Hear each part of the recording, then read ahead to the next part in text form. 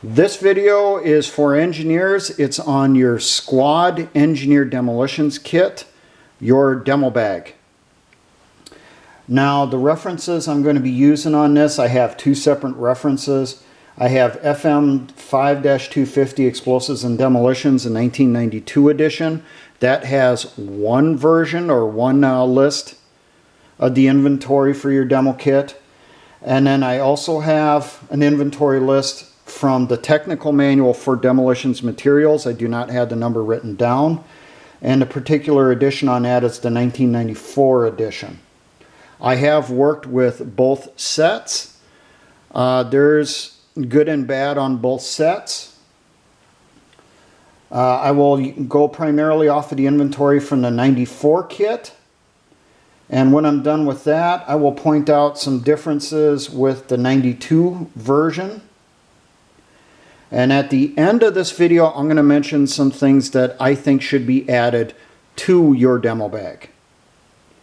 And some slight change-ups. Now, first off, your kit starts with your demo bags. This is one of the canvas demo bags that were used for decades. This was used to hold your tools. It was held to use your bulk explosives during missions. And you got the two side pockets, which are meant for tools. You got a large pocket right in here behind the flap. That's meant for tools. And a very large inner pocket for explosives. You can put C4 blocks in here standing upright, even primed. Now they did update it to a nylon bag, and these were replacing the canvas bags on a one-for-one basis. When one of the canvas wore out, you got one of the nylons. No difference between the two other than you got easier to use buckling system on it. And it's nylon, so it's not going to mildew and rot as easily as the canvas ones in a wet environment.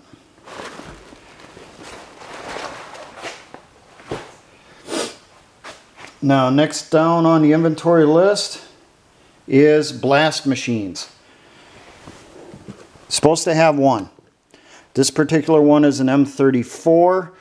It can set off up to 50 electric blasting caps. There's another version that looks like this. It's an M32 and it will say on it, I don't know if you'll be able to read it, the M32 only sets off 10. Now this replaced this. I got a hold of this from an antique store that had one sitting on a shelf. This is a 10 cap blast machine. This would have been the era of like World War II, especially late World War II, Korea, into Vietnam. When these wore out, they would get replaced with the M32s and M34s. Does this one work? I really don't know. It's obviously seen better days. If I could find someone to do the maintenance checks on it according to the manual, who knows, maybe I could get it cleaned up and working. Now this was replaced with a newer blast machine, which I do not have a picture of. You can look it up yourself. CD 450-450-4J blast machine. That one was a lot easier to work with. It was just a little square box. It had the two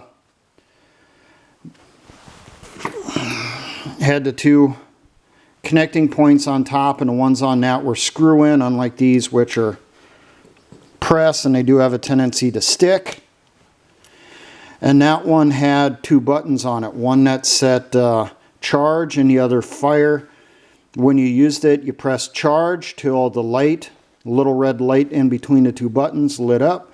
Then you pressed fire, and it sent the charge through your firing wires.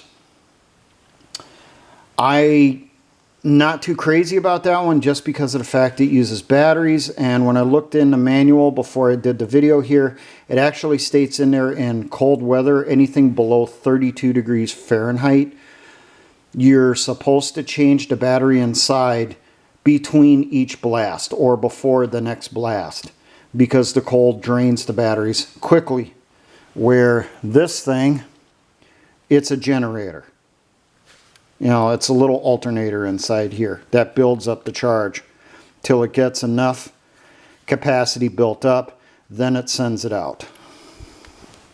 So I don't have to worry about replacing batteries in this. Next on the list is blasting cap boxes. It's supposed to be 5, I just have 4. On the top here it says 10 blasting caps, if you can read it. These are for non-electric blasting caps for storage and safe transport, so they will not go off in your pocket or in your bag when you're moving. Now there's supposed to be one Demolitions chest, an M1931, a big wooden box. I do not have one. I never used one for Demolitions. I always used it as a catch-all for extra gear for the squad. That was the squad's box. You know, we kept all our miscellaneous stuff in there, like grappling hooks and everything. And that's also where we tossed our demo tool bags between missions when we didn't need it. Next on the list is 2 M2 crimpers. I did a video on that a while ago. Next on the list is 2 demo knives. This is the newer version, the one made by Gerber. This came out late 90s. As you see, it has a lot of the same tools as a crimper's. It has a spike. And then up in the jaw, instead of a cutter, well, it has the cutter down here, but it has a crimping tool. Supposed to have 2 of them. I've only ever come across one at a decent price that I picked up. People have a tendency to really jack up the price on these. Can you get away with something other than this? Yes, you can get away using just a regular multi-tool. But, you know, caveat, be careful. A regular multi-tool could potentially spark, causing problems with demolitions. Next on the list is 2 lineman's pliers. Recommendation on them, get ones with the rubber handles or re-insulate the handles on it if you have one that these came off a long time ago. You don't want to make the mistake that you're cutting a wire and that wire has a charge in it and you end up electrocuting yourself. Next we have 2 6-foot tape measures. I have only one. This is from my personal kit. The exact manufacturer doesn't matter. Truthfully, we used to just send people out to the hardware store and pick them up to replace them when they broke or someone stole one because they were cheap. Next you have a 100-foot tape measure. As you see on there, 100-foot tape reel. You can buy these in your normal hardware store. The military ones are a little different.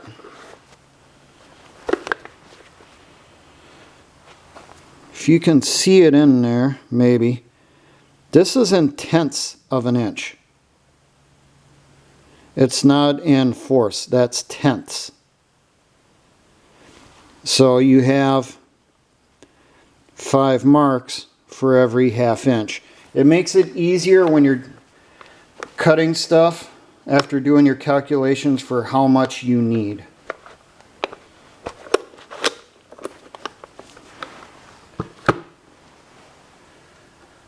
Okay, next we got our M51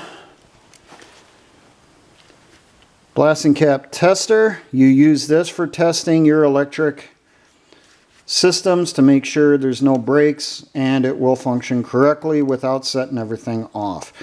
It does look similar to the clacker from a Claymore. It is considerably different. And this puts out less of a charge than the Claymore clacker, so do not confuse the two.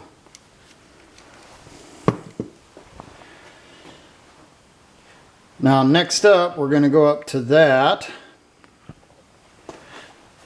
According to the hand receipt, you're supposed to have 4 spools, DR8 spools, empty, and 1 reel machine, which this is the reel machine, the handle on here with the crank. Why 4? At least one of those is going to have electrical wire on it, like this WD1 telephone wire. And another one typically was supposed to be just deck cord for when you're running your line mains or your ring mains. You can get on one of these spools, I should mention, a 1/4 of a mile of electrical wire if you do it correctly. And you can get about 1,000 feet of deck cord on one of these spools also. Now that means there's 2 of the 4 used, you have 2 empty. Those other 2 you use for whatever you need. Either use another one for deck cord, so you have 2 spools of deck cord ready to go in case of an emergency.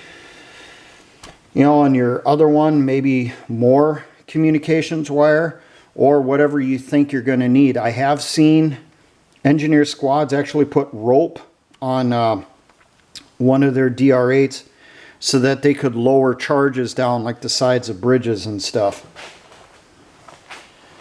It's kind of a catch-all of whatever you need it.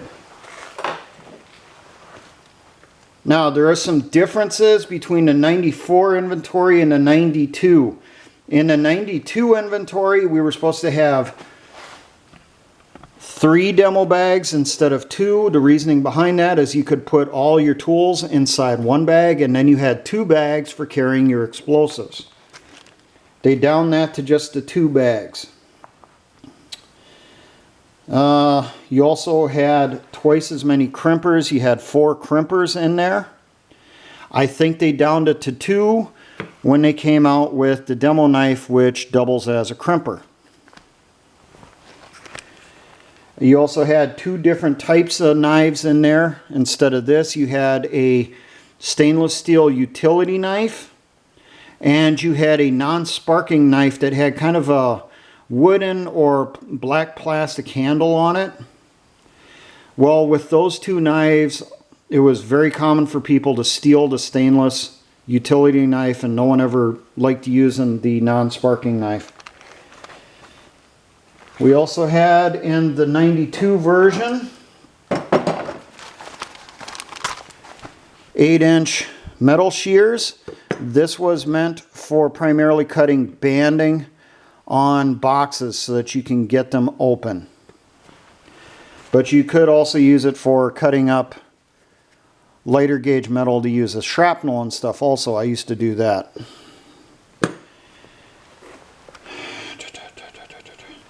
I'm going down the list here. Oh, another difference with the 92 version, you were supposed to have 1 diagonal pliers. That's what these are called. I actually prefer this over that one. It's easier to maneuver, get in there.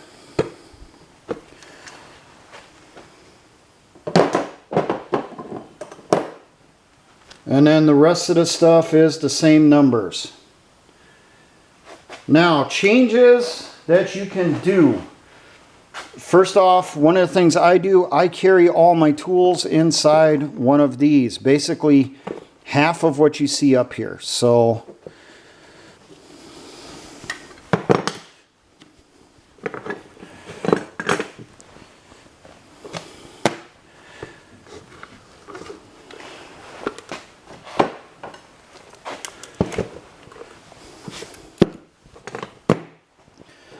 this can easily hold 2 blasting cap holders, an M34, an M51, 1 lineman's, 1 demo tool, 1 crimpers, 1 tape measure, and instead of the 100-foot tape measure, I carry a 50. And this is a OD green saw drum pouch. the Alice version. This is a little bit bigger than the one for Molly. I tried fitting this stuff into Molly Polish, and for some reason I can't get it all in there. It fits very easily into this thing. Now, some other things I recommend: adding the diagonal pliers. Move this stuff up.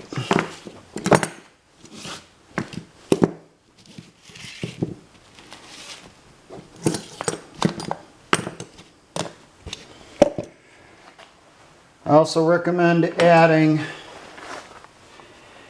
an M57 firing device from a Claymore and an M40 test set. I have in an emergency actually used this to set off electric blasting caps. You just had to monkey rig a connector onto here. Other additions I recommend: your arming wrenches for your basic mines. M20 for the M15 mine, the M22 for the M14 and M19, the M25 for the M16, and the M26 for the M21. It's a good idea to have those with you in your kit, because you never know when you're going to need one. You can purchase that stuff online. That's where I found it. Another thing I kind of recommend tossing in there is potentially a small mini garden trowel. You can find these in the camping goods area typically. Small, compact, fits inside your bag easily. Other additions, if you can get a hold of these. These are like survey stakes. These came from the NBC marker kit. You might be able to come across these. I have people misidentify these online and call them mine probes. They're not. They're actually designed to go together so that you can put how many of them together, and you can put the marker flag on top. These come in handy for when we used to have to attach the MDI to our system when it was on the ground, and then we would back up the vehicle unspooling the MDI. Well, when you did that, you put a lot of stress on the connection point where the MDI meets with your deck cord. And I figured out I could take one or two of these, put them in the ground, and just do some loose wraps of the MDI shock tube around this, and then string it back with the vehicle, and it didn't put as much stress on the deck cord. It did not pull out any blasting caps. So it doesn't hurt to have some of these and reuse them. Other things I recommend, obviously, electrical tape. Have a couple extra rolls inside your demo kit. Another thing I always found useful was marker tape. Just your simple hunter's marking tape. Whenever you find something on the ground, it's real easy. Pull this out of your bag. Tie a ribbon nearby. You know, grab yourself a stick.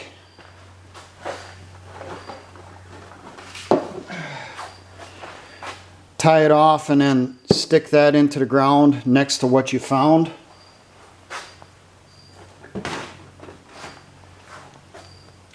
Other things that you're supposed to have in there, or you could try looking for, either the M1A4 or M1A5 priming adapters. These really come in handy with shape charges and Bangalores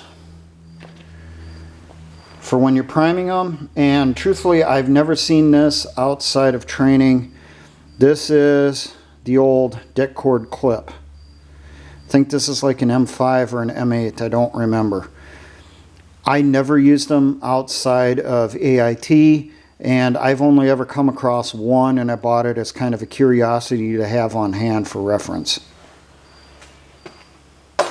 And it would not hurt to have what you can get, the homemade det cord clips from your chem lights.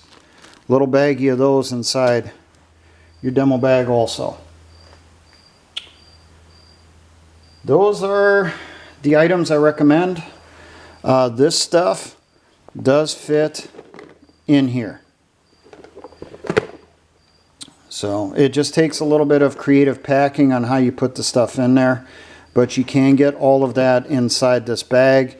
And then I attach this to either the side of my rucksack or my assault pack, whichever I prefer at the time or need for that mission. I may not need my demo kit during a ambush, so then I would leave this on my rucksack back at the patrol base, and I would only carry with me on my body armor the diagonal pliers and a crimpers, and then obviously a bag of demo.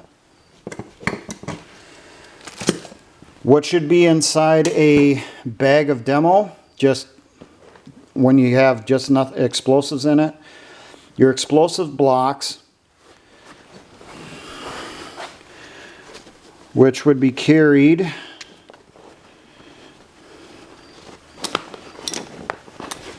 inside the main pouch, and then get some det cord, say 20, 50 feet or whatever you can get. Make just a big loop of it and slip that down into here. You can carry tools and that stuff here on the sides, or not completely recommended, but you could get away with putting your non-electric blasting caps in one of the pouches on the sides so that you have it with you. You're supposed to separate and keep your blasting caps and explosives separated at all times. Trust me, when you're on a mission though, you want the stuff as quick and easy as possible that you can grab it. You can carry this inside a pouch on your gear, maybe behind your body armor, if you want to give it that little bit of protection, but this will protect against shock. Obviously, you're not going to crush it. So there you go. Probably more than you wanted to know about the Engineer Squad's demo kit. You can look the stuff up online. I'm not going to put any links in the description. It's out there. Download PDFs. Get a hold of paper copies if you can. Learn how all the stuff works, especially if you're an engineer. I know that they did update the kit after 9/11, say 2006, 2007 time period, because I talked to someone from the Engineers Center about it. He was asking for recommendations on the stuff. He told me what he came up with was his plan, and I told him I didn't think that was a good idea, and I know at that point he just ignored any suggestions I had for the new kits. So now, for all my engineer brothers and the Patriot and Militia movements, always remember, essayons.